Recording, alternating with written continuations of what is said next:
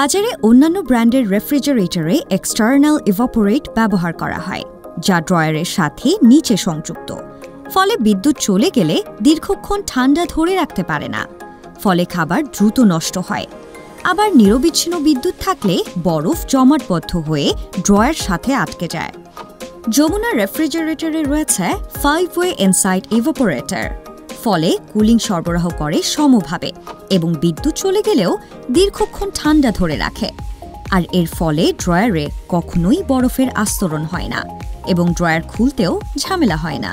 ব্যবহারকারী চাইলে ড্রয়ার খুলে শেলফ হিসেবে ব্যবহার করা যাবে, কিন্তু বাজারের অন্যান্য রেফ্রিজারেটরের ইভাপোরেটর ড্রয়ার নিচে আউটসাইডে থাকায় ড্রয়ার খুলতে যেমন ঝামেলা হয়, তেমনি ড্রয়ার বাদে শেলফ হিসেবে ব্যবহার করা যায় না।